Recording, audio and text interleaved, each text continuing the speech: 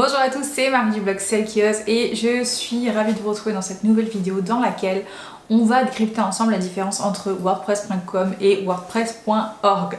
Alors, si vous êtes nouveau dans la blogosphère et que vous avez envie de créer votre blog, eh bien, il y a une première chose que vous devez savoir, il existe deux versions de WordPress et le choix que vous allez faire va être déterminant pour la suite du programme. Alors, basiquement, il existe donc deux options, wordpress.com et wordpress.org. Alors, vous avez peut-être déjà entendu ou lu qu'il vaut mieux choisir wordpress.org, mais vous savez peut-être pas pourquoi et c'est ce qu'on va voir ensemble dans cette vidéo. Alors, on va commencer par parler de wordpress.com. Wordpress.com, en fait, c'est une plateforme d'hébergement qui vous permet de créer votre blog d'une manière totalement standardisée, si je puis dire. C'est une plateforme un petit peu comme Blogger ou Skyrock à l'époque. Si vous connaissiez un petit peu Skyrock, c'est un peu le même principe. L'objectif, c'est de vous fournir une sorte de base, une plateforme d'hébergement sur laquelle vous allez pouvoir créer votre blog, mais sur lequel vous allez avoir un moyen d'accès limité. Et c'est normal, par exemple, si vous créez un blog sur Blogger ou sur Skyrock, vous n'allez pas pouvoir ajouter des fonctionnalités sur le programme.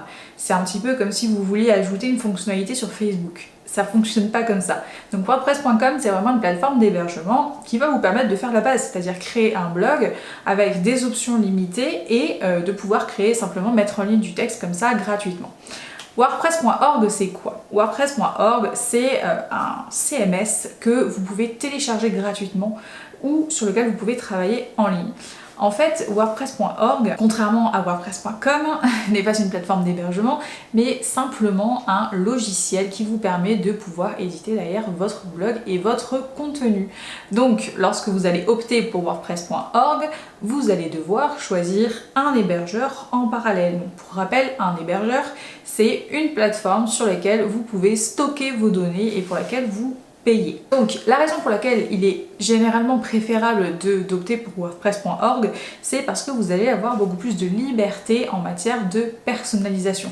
Donc quand je dis personnalisation, ça va de l'installation de plugins à la personnalisation du design de votre blog, de l'installation de nouveaux thèmes, de l'installation d'extensions gratuites ou payantes sur WordPress. C'est vraiment une manière d'avoir complètement le champ libre puisque vous pourrez même modifier directement le code de votre blog. Si vous optez pour WordPress.com, il faut savoir que vous allez avoir un champ d'action très limité.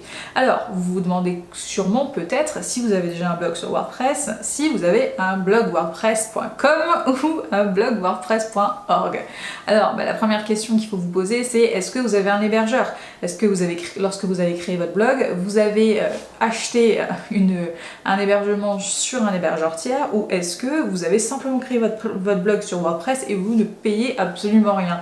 Si vous ne payez rien, il y a de fortes chances que vous soyez sur WordPress.com. Si vous avez une plateforme d'hébergement et que vous payez un tarif tous les mois par exemple ou annuellement, eh bien il y a de fortes chances que vous soyez sur WordPress.org.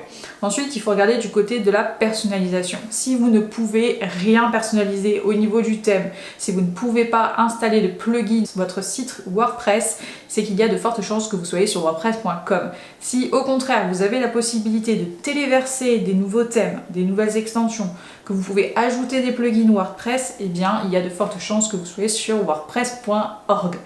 Voilà, j'espère que cette vidéo vous aura été utile. J'ai essayé vraiment d'être le plus synthétique possible. C'est vrai que c'est pas toujours facile de s'y retrouver. J'espère qu'après avoir regardé cette vidéo, vous n'aurez plus de doutes et que vous pourrez du coup faire votre choix en toute conscience. Je vous remercie d'avoir regardé cette vidéo et je vous dis à très bientôt pour une prochaine. Ciao!